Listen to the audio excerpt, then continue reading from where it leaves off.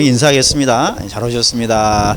성령 충만하시고 오늘 밤에 꼭 기도하겠습니다.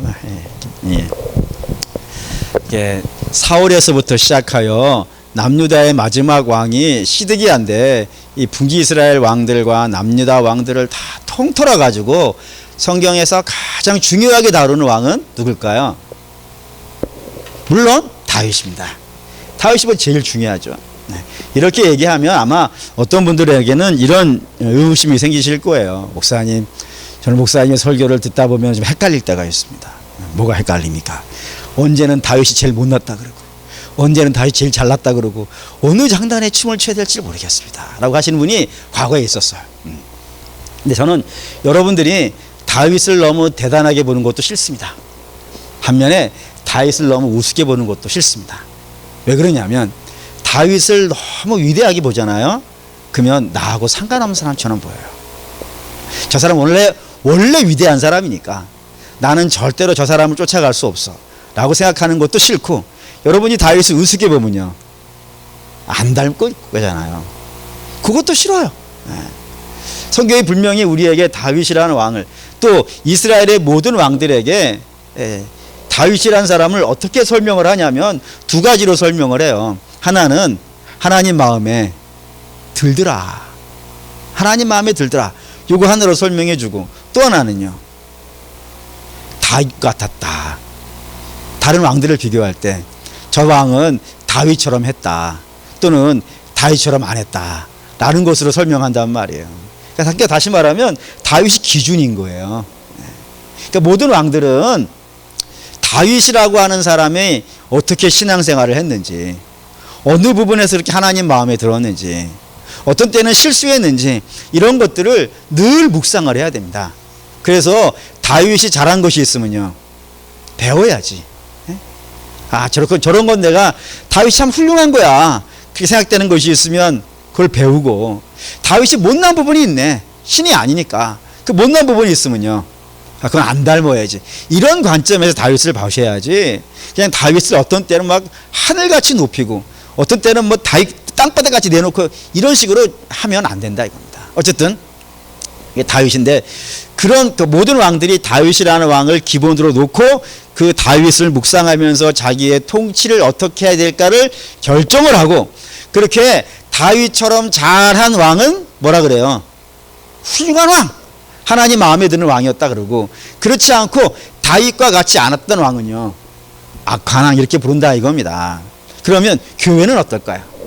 교회는 뭐가 기준일까요? 왕들은 다윗이 기준이었다 그러면 교회는 당연히 초대교회가 기준이 됩니다. 그 주님과 가장 가까이 있었지 않습니까? 그 교회를 구성했었던 최초의 멤버들이 그 주님의 실제 모습을 보고 실제 주님과 함께 다니면서 하나씩 만들어 갔던 것이 이게 초대교회의 모습이기 때문에, 우리는 이 초대교회가 어떻게 신앙생활을 했고 어떤 모습이 참 훌륭했는지를 그냥 시시때때로 갖다 놓고 봐야 돼요. 시시때때로 갖다 놓고 보면서 우리의 신앙이 과연 이 초대교회 모습과 닮아가고 있는가. 초대교회를 절대화할 필요는 없겠죠. 하지만 그 교회를 놓고 우리는 이 부분은 참 잘한 부분이야 하는 것이 있으면요, 닮아야 될 것이고, 이 부분은 좀 아닌 것 같아, 그럼 내려놓는 것이고, 이렇게 자꾸 초대교회를 교본으로 삼고 가야 되는데, 오늘도 이제 그런 얘기를 진행할 겁니다. 내용은 이렇습니다.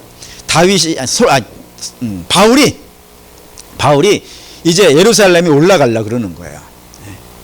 예루살렘에 올라가는데 자기가 가만히 계산을 해보니까 이 예루살렘에 올라가면 다시는 이 당신이 선교해 놓은 이 교회들을요, 그러니까 못 돌아다닐 것 같은 거예요.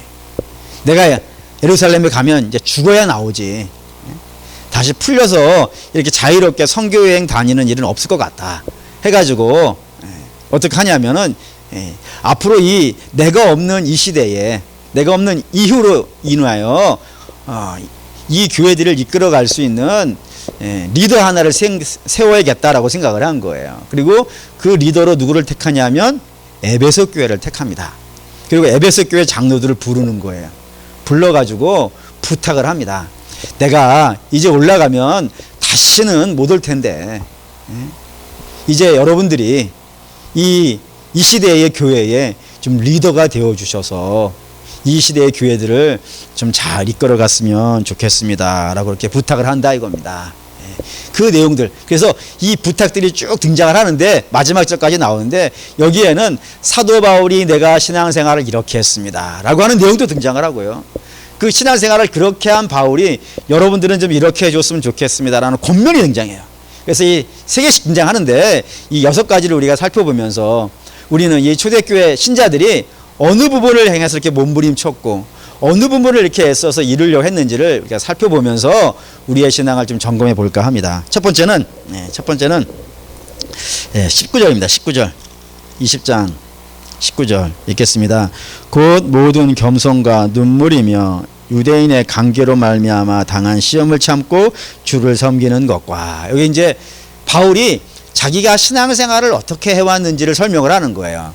근데 자기가 신앙생활을 어떻게 해왔냐면 편안한 중에 아무 문제 없는 상황 중에 신앙생활을 해온 것이 아니었다라는 겁니다.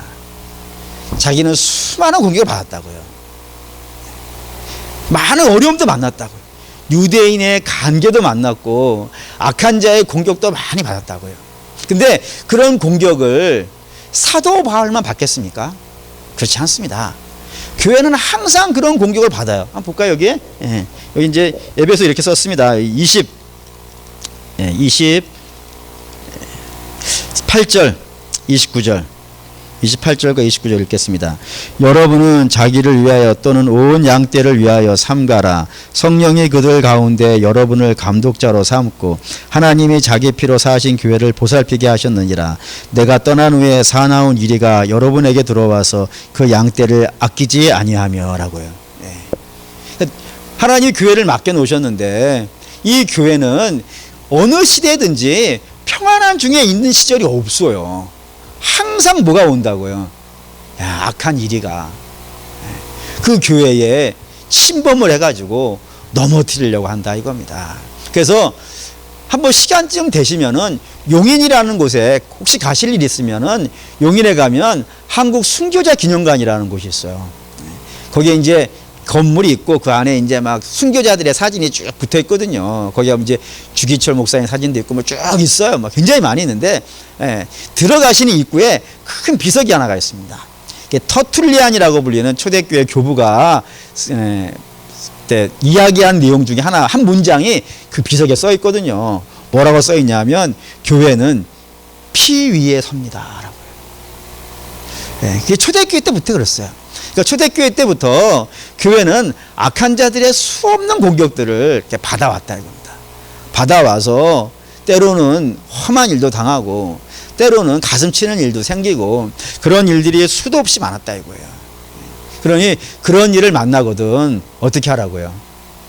그걸 견뎌낼 수 있었으면 좋겠다라는 겁니다.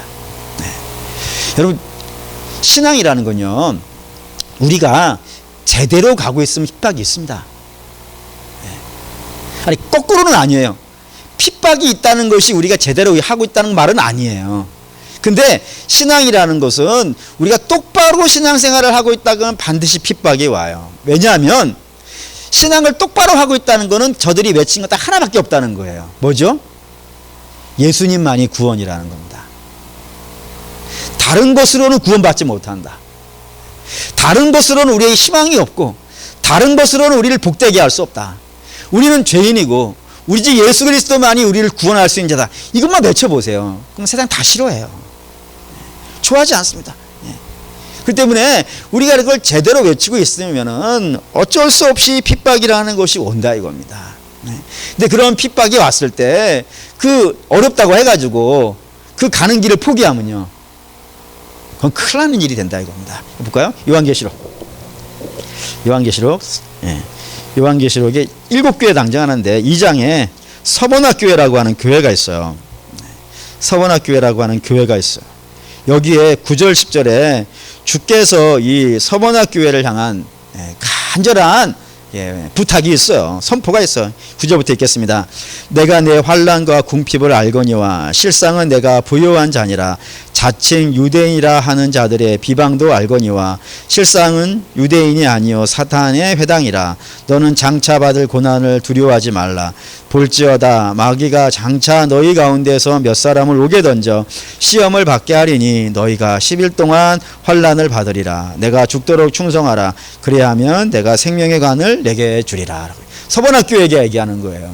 너희가 이 땅에서 믿음 생활을 하고 있다 보면은 반드시 악한 사단의 회당에 의해서 공격을 받을 때가 있을 것이다. 그래서 그 공격이 며칠 동안 있다고요. 10일. 그러니까 10이라고 등장하면 10, 100, 1000, 만 어느 거를 다 읽든지 다 많다로 읽으시면 돼요. 대신 10은 많다. 100은요. 좀 많다. 1000은 겁나 많다. 만은요. 심이 많다. 이런 개념이지 다 많다라는 개념이라 이거예요. 그러니까 그 고난이라는 것이 10일 동안 이어진다는 것은 만만치 않다 이거예요. 쉽지 않다 이거예요. 근데 그런 믿음 생활을 하다가 예수 그리스도 죽었다가 살아나신 우리 주만을 믿고 가다가 그런 환난과 어려움들을 만나게 되어진다 그러면 그런 환난과 어려움 때문에 낙심하고 실망하지 말라 이거예요. 끝까지 견뎌내고 끝까지 견내라 이거예요. 왜 그럴까요? 유익이 되기 때문입니다. 여기 볼까요? 야고보서 1장. 야고보서 1장 보죠. 야고보서 1장. 히브리서 뒤에 야고보서 1장 2절에서 4절. 2절에서 4절. 읽겠습니다. 형제들아 너희가 여러 가지 시험을 당하거든 온전히 기쁘게 여기라. 이는 너희의 믿음의 시련이 인내를 만들어내는 줄을 너희가 알미라. 인내를 온전히 이루라. 이는 너희로 온전하고 구비하여 조금도 흠이 없게 하려 하심이라. 다른 시련이 아니고 내가 잘못해가지고 시련이 오면 어떻게 해야 되겠어요? 그때는 회개해야 돼요. 그때도 내가 잘못해서 어려움이 많은데도 불구하고 이것도 내가 참아야지 하고 있으면요 겁나 맞을 거예요. 그러니까 그게 되지 않도록 내가 잘못해서 어려움 만났을 때는 회개하는 것이고 내가 믿음의 시련을 당했어요. 내가 예수를 믿고 그 예수의 복음함에 있는 것으로 인하여서 어려움을 만나게 되면은 여러분 그걸 견뎌내셔야 돼요. 그걸 견뎌내는 중에 우리의 신앙이 매우 부유해지고요. 깊어지고 놀라워지는 역사가 있기 때문에 성경은 반드시 부탁합니다. 그런 어려움이 있으면은 끝까지 실망하지 말고 낙심하지 말고 그걸 이겨내는 그런 사람이 되라. 그러면 주께서 여러분에게 뭐를 주신다고요? 생명의 관을 줄 것이다 라고 이렇게 이야기하고 있다 이겁니다. 그리고 교회들은 그걸 이겨온 거예요. 그런 문제들을 이겨온 겁니다. 그러니까 앞으로도 그래야겠죠. 우리가 지금 뭐 만만치는 않아요. 만만치는 않지만 잘 해갈 거예요. 그러니까 여러분도 이렇게 이런 어려움이 있다 해가지고 너무 실망하지 마시고 할렐루야 하지 파이팅 하면서 가는 거야 그냥 겁내지 마시고 그냥 잘 두고 가면은 이때 더 기도해야 돼요. 더 기도하면서 많은 성도들이 이런저런 이유로 예배를 못 나오는 사람이지 않습니까? 그분들을 같이 위해서 좀 기도해 주고 주여 저들이 이 기간이 끝나고 나면은 이 기간 동안에 오히려 그런 거 있잖아요. 그 연인끼리 너무너무 사랑하는데 한동안 못 만나면 어떻게 돼요? 만나고 싶어 죽잖아요. 그런 마음이 생길 수 있도록 할렐루야. 도대체 않겠습니까? 그러니까 이런 시련들은 우리가 믿음으로 잘 극복해 갈 수 있기를 부탁을 드리겠습니다. 왜 첫 번째 해야 되는 것이고 두 번째는 이겁니다. 두 번째 다시 사도행전 20장 가시죠. 20장 21절 22절 20절 21절 20절 21절 읽겠습니다. 유익한 것은 무엇이든지 공중 앞에서 각 집에서나 꺼리낌 없이 여러분에게 전하여 가르치고 유대인과 헬라인들에게 하나님께 대한 회개와 우리 주 예수 그리스도에 대한 믿음을 증언한 것이니라 라고요. 교회가 두 번째 하는 가장 중요한 일은 뭐 그 순서는 중요도가 아니고 나오는 순서예요. 두 번째 해야 될 일은 뭐냐면 진리를 선포할 수 있어야 돼요. 교회가 해야 될 일 가장 중요한 중에 하나는 진리를 선포하는 일입니다. 왜냐하면 교회는 지금까지 수많은 이리들과 싸웠는데 그 중에 가장 무서웠던 것이 무엇이냐면 사실은 시련이 아니었어요. 시련보다 더 무서운 것이 있는 게 뭐냐면은 악한 이단과의 싸움이 교회사 내내 있는 거예요. 가장 유명한 이단이 세 가지가 있습니다. 초대교회에 나타났던 이단 중에 제일 유명한 게 세 가지가 있고 사실은 이 세 가지가 지금까지도 있어요. 첫째는 뭐냐면 율법주의입니다. 율법주의. 율법주의가 뭐죠? 율법으로 구원받는다 이거예요. 내가 뭐를 행해야 되는 거예요. 그러니까 꼭 율법의 조항이 아니더라도 내가 뭐를 하는 거예요. 내가 뭐를 해가지고 자격을 누가 만들어내는 거예요. 내가 만들어내는 거예요. 내가 그 자격을 만들어내서 들어가는 모든 그걸 인본주의라 그러는데 그런 인본주의 신앙의 가장 대표적인 것이 율법주의입니다. 그걸 초대교회는 누가 했냐면은 유대인들이 주로 했지. 우리 율법을 행한다. 할례를 행한다. 뭐 이런 식으로 뭐를 하는 것으로 했다 이거예요. 근데 그것이 지금도 그래요. 지금도 그래요. 아마 뭐 워낙 지금 요즘 하도 난리를 치고 있으니까 여러분들 아시겠지만 뭐 14만 4천 얘기 있잖아요. 14만 4천도 여기서 나왔어요. 내가 거기 들어가야 돼. 14만 4천에 들어가야 되는데 어떻게 해야 들어가냔 말이에요. 요즘 천지는 세 가지 하던데? 제가 그래서 왜 저 사람들이 저렇게 열심히 할까? 되게 궁금했었는데 하여튼 이번에 뭐 참 힘든 일이긴 하지만 알 건 좀 알게 됐어요. 왜 저렇게 열심히 하냐면은 여기 14만 4천에 들어가야 된다네? 근데 들어가려면 세 가지 점수를 떼야 된대요. 세 가지 점수. 첫째, 헌금 점수가 있대. 이런 거 한번 해볼까? 헌금을 많이 내면 점수를 많이 준다는 거예요.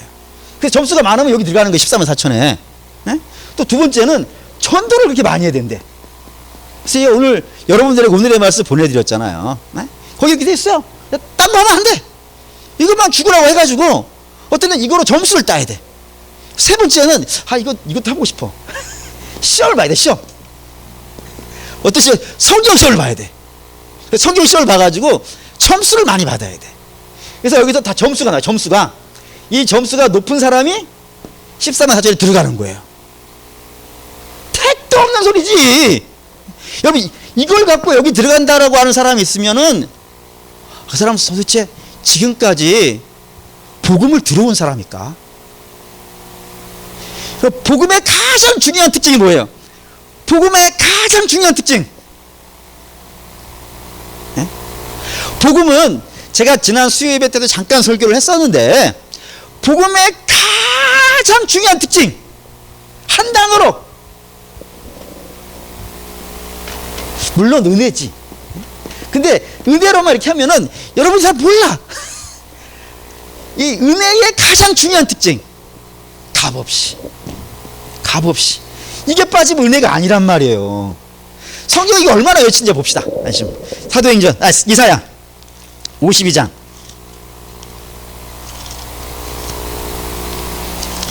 이사야 52장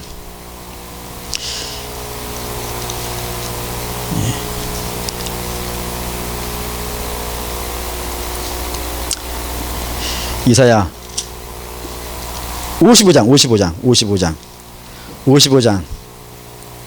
55장 1절 읽겠습니다.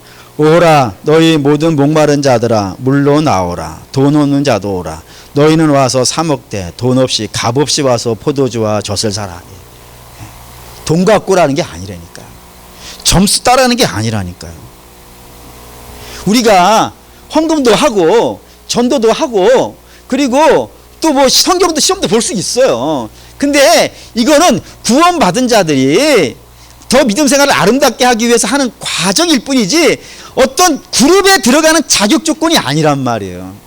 우리 주님의 은혜에 들어가는 것은요 값없이에요. 값없이. 로마서 3장 24절 로마서 3장 24절 3장 24절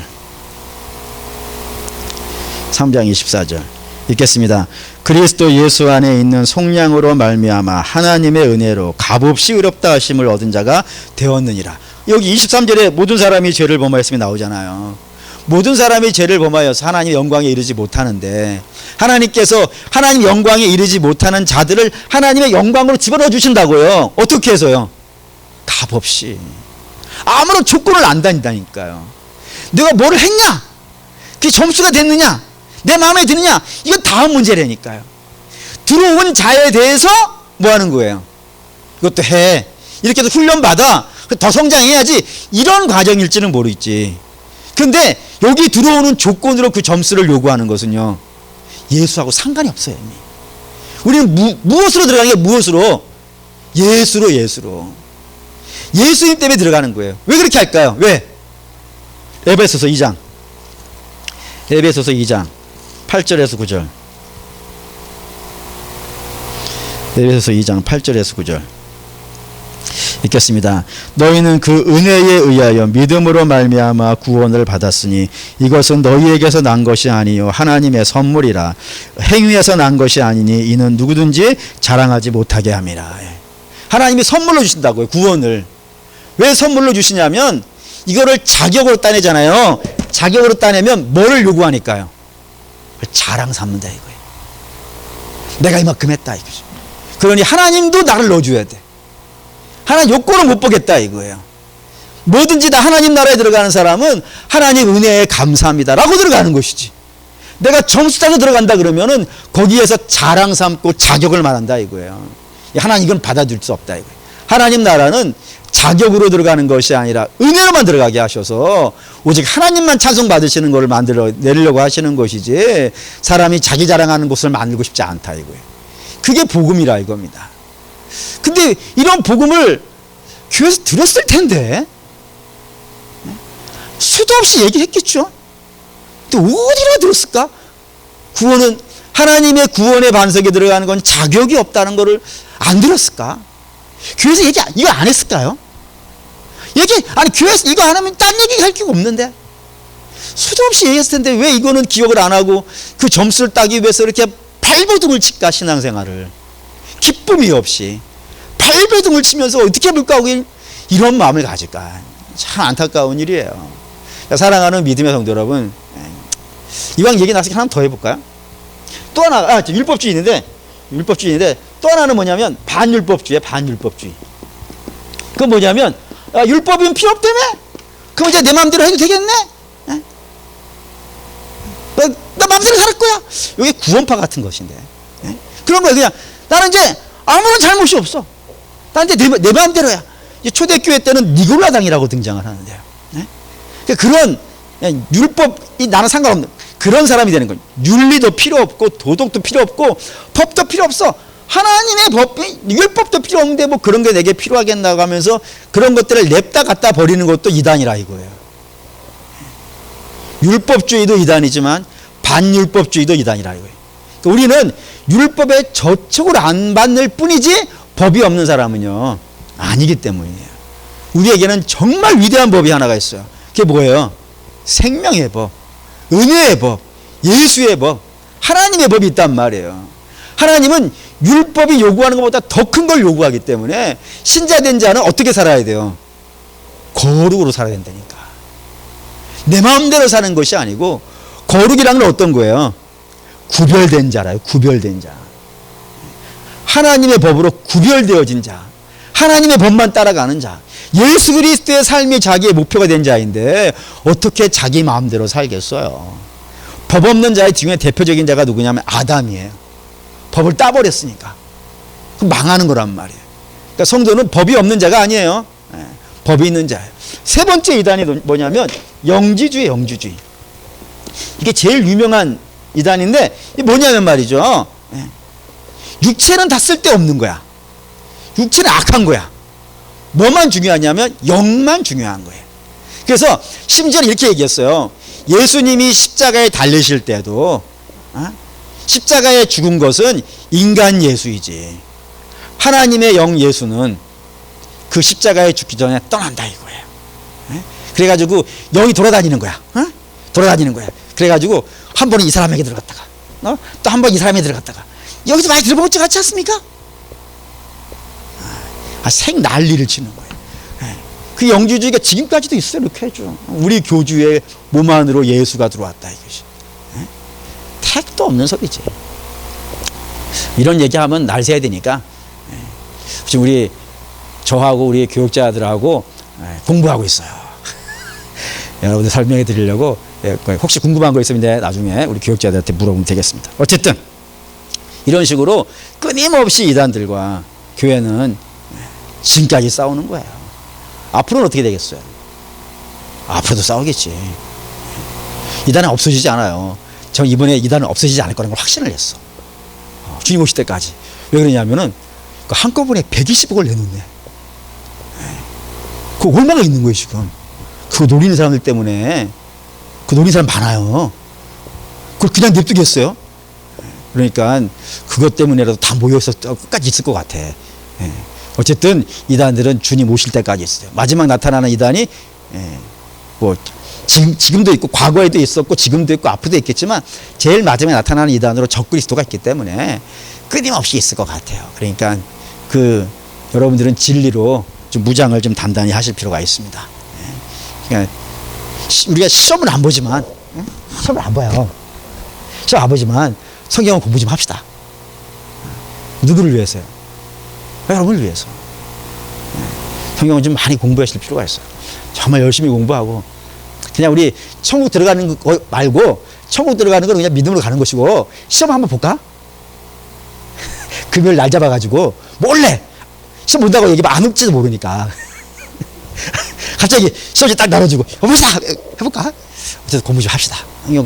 교회에서 성경 공부한다 그러면 어떻게 쓰든지 한번 해보려고.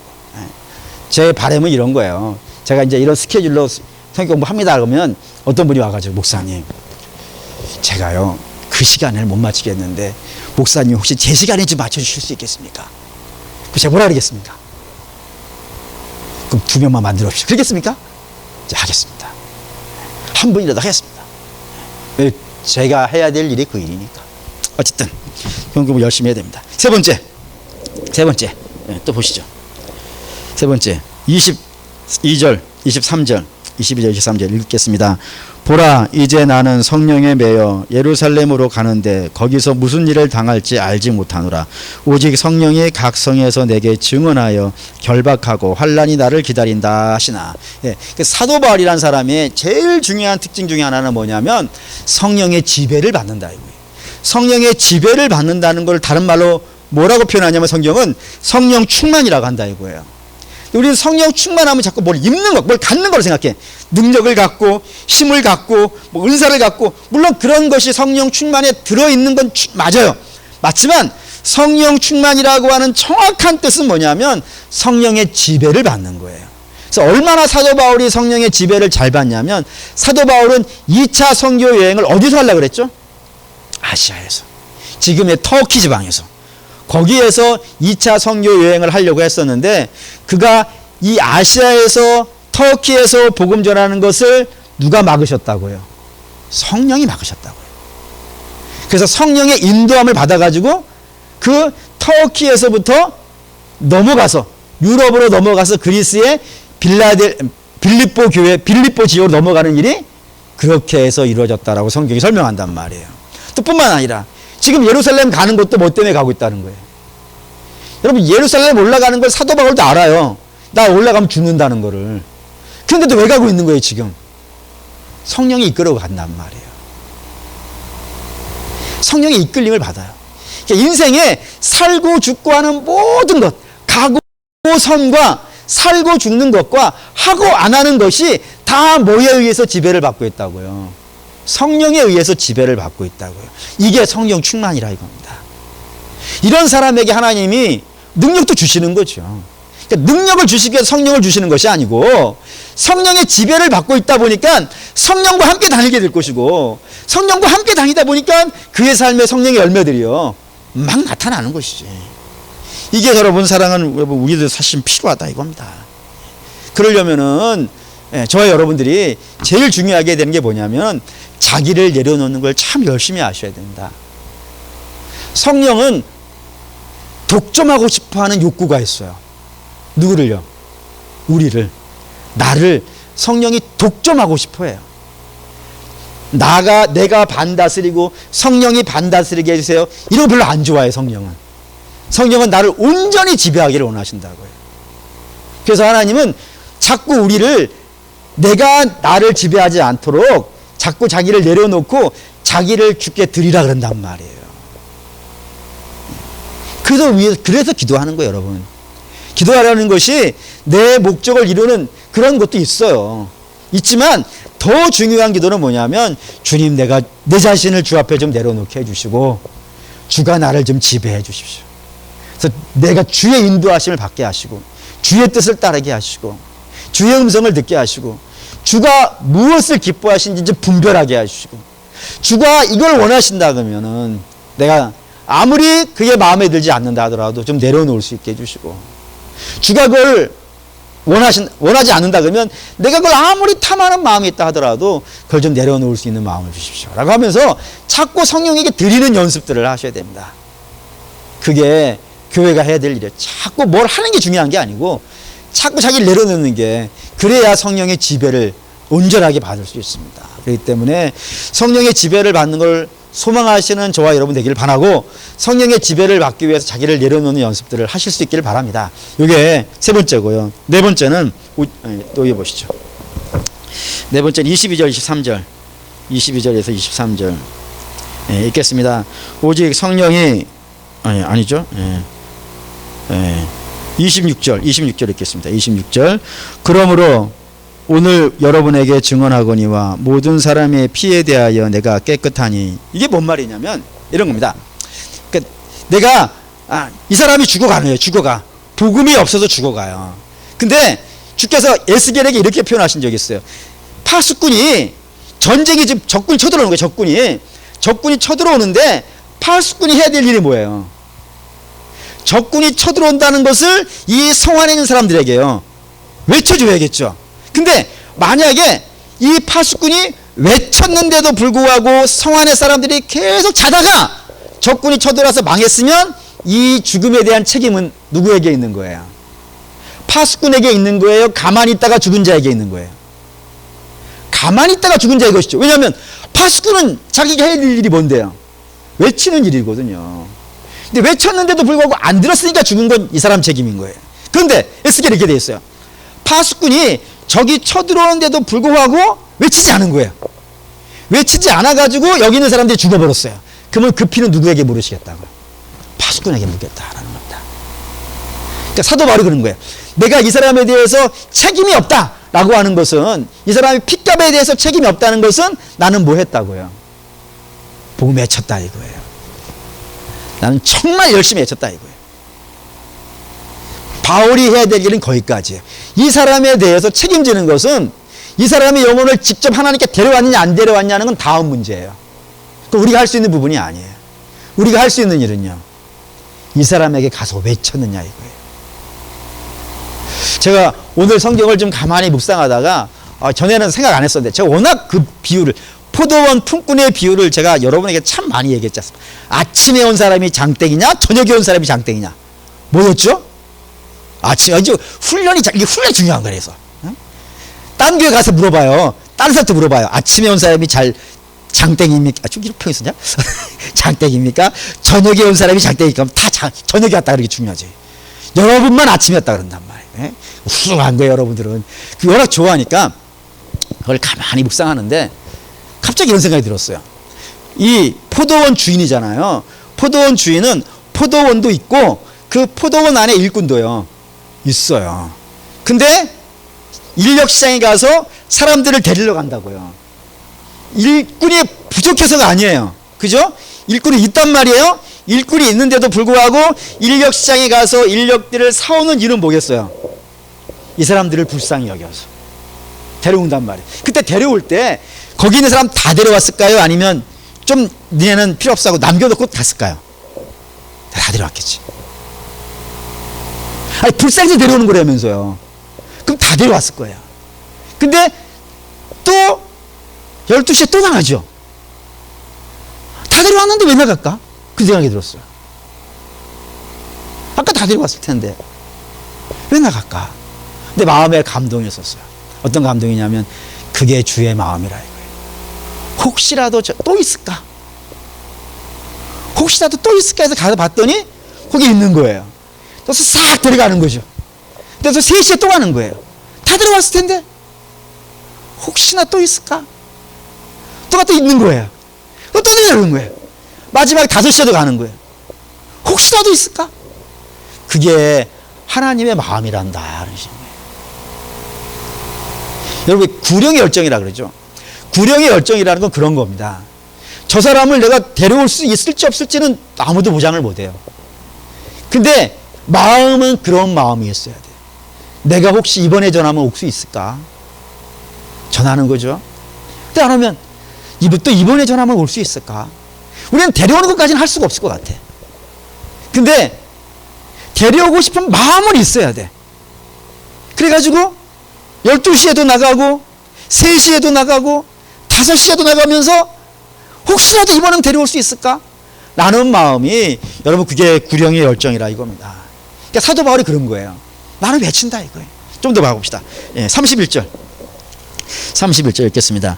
그러므로 여러분이 일깨어 내가 3년이나 밤낮 쉬지 않고 눈물로 각 사람을 훈계하던 것을 기억하라. 사도 바울이 여기 3년을 목회했다고요. 3년 동안 그 영혼들을 어떻게 하면 살릴 수 있을까? 그 영혼 하나를 생각하면서, 그 영혼 하나를 기억하면서 얼마만큼 사모했길래 밤낮 3년을 눈물을 흘리면서 기도했대요. 오늘 이 설교를 준비하면 되게 창피했어요. 내가 지금 9년째 하고 있는데 그런 마음으로 설교를 준비해 본 적은 있는가? 이 설교 한번 이 설교 제대로 해가지고 한 영혼이라도 좀 새롭게 해봐야겠다는 눈물 흘리면서 그렇게 기도하면서 설교를 준비해 봤는가? 생각이 참 부끄러웠는데, 여러분, 영혼에 대해서 그런 마음이 좀 우리가 있어야 될 필요가 있지 않겠습니까? 그 한 영혼을 위해서 3년을 눈물을 흘리면서 기도하는 거예요. 밤낮도요. 밤낮이니까 그럼 얼마나 했겠어요.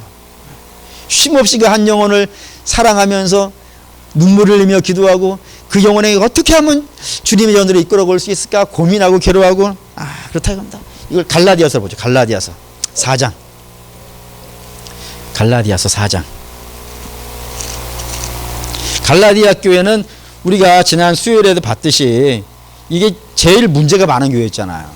이단에 끌려갔던 그런 교회인데도 불구하고 4장 19절에 이런 말씀을 있어요. 읽겠습니다. 나의 자녀들아, 너희 속에 그리스도의 형상이 이르기까지 다시 너희를 위하여 해산의 수고를 하노니. 내가 저들을 위해 다시, 우리 여신도들이야 뭐 해산의 수고가 어떤 느낌인지 알잖아요.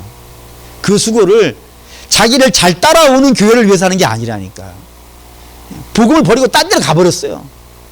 이단에 끌려가가지고 거기서 나름대로 살고 있단 말이에요. 근데 그 교회를 다시 데려오기 위해서 애쓰고 있는가? 해산의 수고를 하고 있는가? 이렇다 이겁니다.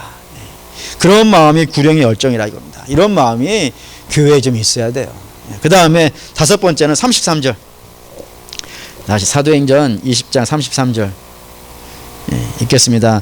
내가 아무의 은이나 금이나 의복을 탐하지 아니하였고 라고 되어 있습니다. 사도 바울이 교회를 섬기는 데 있어서 은과 금과 의복을 탐하지 않았다라는 것은 뭐 사도 바울도 그래야 되지만 교회 자체도 그래야 되지 않겠습니까? 교회사에 유명한 이야기가 하나가 있어요. 이노센트 3세라고 하는 교황이 있는데, 이 교황이 하루는 교황청 이 베란다 있잖아요. 베란다에 딱 서 있을 때 그 당시에 최고의 신학자가 토마스 아퀴나스라고 하는 유명한 신학자가 있었습니다.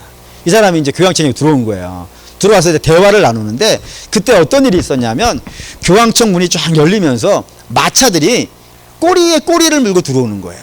근데 그 마차들이 어떤 마차들이냐면, 당시에는 이제 교황이 유럽의 짱이잖아요. 짱이니까 유럽의 각국에서 왕들이 금은보화를 막 마차로 실어서 보내는 거야. 근데 이게 뭐 마차 한두 대가 오는 게 아니라 수도 없이 막 꼬리에 꼬리를 물고 뭐 유럽 전체 나라에서 막 금은보화가 들어오니까 세금 걷는 날이었나 보죠. 막 끊임없이 들어오는 모습을 보면서 이노센트 3세가 이렇게 얘기한 거예요. 토마스 아퀴나스에게. 뭐라 그랬냐면, 야, 토마스, 이제 교회는 은과 금이 없다고 말하면 안 되겠지? 이렇게 얘기했다는 거예요. 그만큼 뭐예요? 어마어마하게 온다 이거예요. 뭐 이렇게 자랑스러워서 있는가 봐요. 그랬더니 토마스 아퀴나스가 그래서 참 유명한 신학자인 것 같아요. 뭐라 그러냐면, 네, 맞습니다. 이 교회는 이제 은과 금이 가득 차 있지만 이제 더 이상 예수의 이름으로 일어나라는 그 권세는 없을 겁니다. 여러분, 교회의 힘은요, 은과 금을 갖고 있냐가 아니라 예수의 이름으로 일어나라는 권세가 있냐가 더 중요한 거예요. 근데 우리는 뭐 갖고 있을까요? 우리는 은과 금을 가지고 있을까요? 아니면 예수의 이름으로 일어나라는 권세를 가지고 있을까요? 아니, 다시 얘기하죠. 은과 금을 갖기를 원합니까? 예수의 이름을 갖기를 원합니까?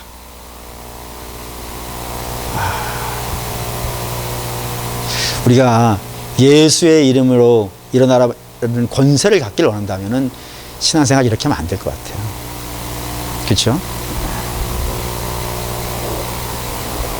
우리 어쩌면 은과 금을 위해서 정말 열심히 삽니다. 은과 금을 위해서 사는 거에 10분의 1은 신앙에 쏟을까? 은과 금을 위해서는 누가 말하지 않아도 스스로 아이디어를 내고 최선을 다하고 사는데 우리는 예수의 이름으로 하루를 살고 있는가? 그런 예수의 이름으로 하루를 살고 싶어 하는 그 욕구가 있는가? 생각해 보면은, 저부터도 사실 만만치가 않죠. 주께서 말씀하셨죠. 사도 바울을 통해서 돈을 사랑함이 일만하게 뿌리가 된다.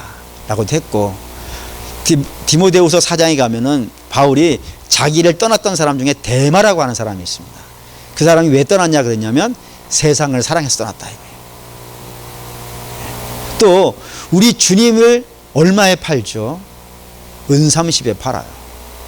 다 신앙을 등지는 사람들의 공통적인 특징은 뭐냐면은 주의 이름을 사랑하는 것이 아니라 은과 금을 사랑해요. 우리 은과 금이 필요 없다는 얘기를 하려는 게 아닙니다. 사도 바울도 교회마다 다니면서 좀 내놓으세요. 예루살렘 교회가 힘들어하는데 좀 내놓으세요 하고, 뭐 가난한 교회 가서도 하고 막 부자인 교회 가서도 하고 막 그러거든요. 그러니까 은과 금이 필요 없는 게 아니에요.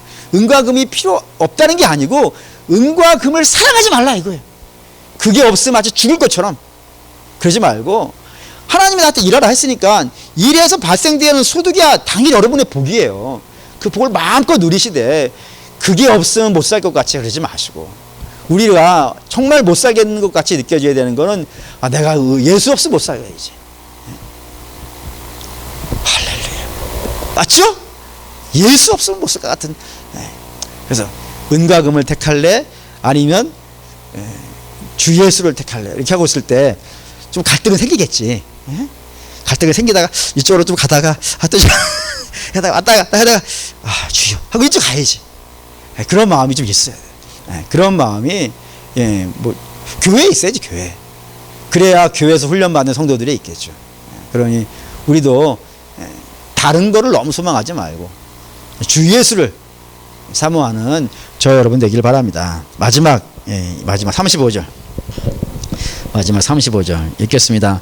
범사에 여러분에게 모본을 보여준 바와 같이 수고하여 약한 사람들을 돕고 또 주 예수께서 친히 말씀하신 바 주는 것이 받는 것보다 복이 있다 하심을 기억하여야 할지니라. 마지막 에베소서를 향해서 한 마지막 권면이 뭐냐면 사랑해라 라는 거였어요.